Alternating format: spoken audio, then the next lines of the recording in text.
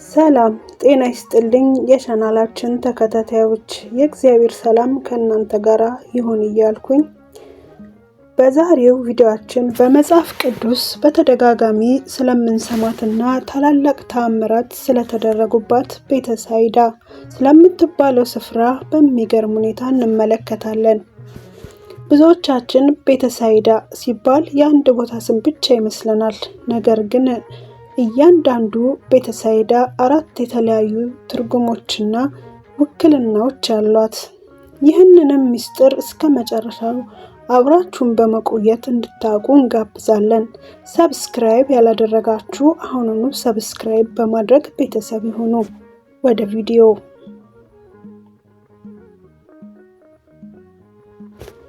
አንደኛውና ዋናው ትርጉም በዮሐንስ ወንጌል ምዕራፍ 5 ላይ የተጠቀሰው በኢየሩሳሌም የነበረው የፈውስ ስፍራ ነው። ይህ ቦታ በበጎች በር አጠገብ የሚገኝ 5 መመላለሻዎች ወይንም በረንዳዎች የነበሩት ታላቅ የውሃ ገንዳ ነበረ። ሁለተኛው ትርጉም ፍቺ ወይንም የቃሉ ፍቺ ከዕብራይስጥ ቋንቋ ሲተረጎም የምህረት ቤት ወይንም የፈውስ ቤት አሊያም የመድኃኒት ቤት ማለት ነው።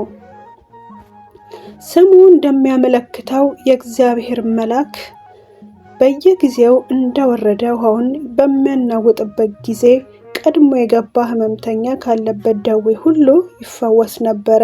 ይህ ቦታ ለ38 ዓመታት በአልጋ ላይ ታስሮ የነበረው ሽባ በጌታችን በኢየሱስ ክርስቶስ ቃል ተነስና አልጋን ተሸክመ ሂድ ተብሎ ድንቅ ተአምር የተደረገበት ታሪካዊ ስፍራ ነው። ክፍል 2 የገሊላዋ ቤተሳይዳ የሐዋርያትና የአሳ አጥማጆች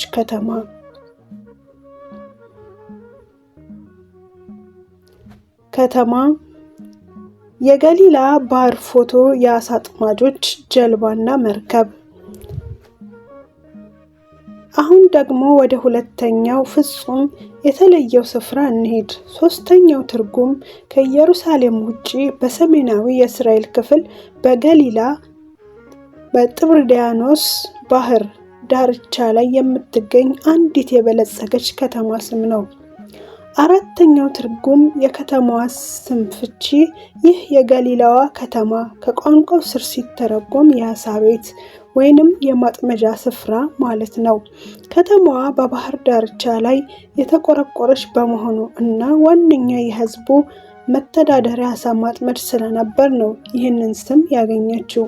ይቺ ከተማ ታላላቅ ታሪኮች አሏት።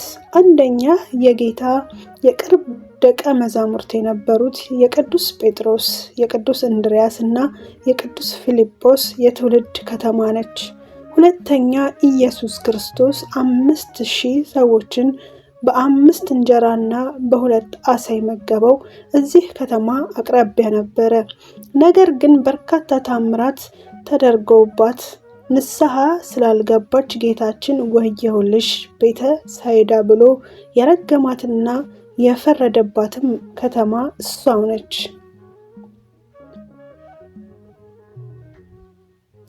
እንግዲህ ተመልካቾቻችን ባጭሩ ለማጠቃለል ያህል የኢየሩሳሌም ቤተሳይዳ ማለት የምህረትና የፈውስ ቤት ማለት ሲሆንም የገሊላዋ ቤተሳይዳ ደግሞ የአሳ እና የአጥማጆች ቤት ማለት ነው። ስለዚህ መጽሐፍ ቅዱስን ስናነብ ቤተሳይዳ የሚለውን ቃል ስናገኝ ስለ የትኛው ቦታ እንደሚያወራ አውዱን በጥንቃቄ ማስተዋል ያስፈልገናል።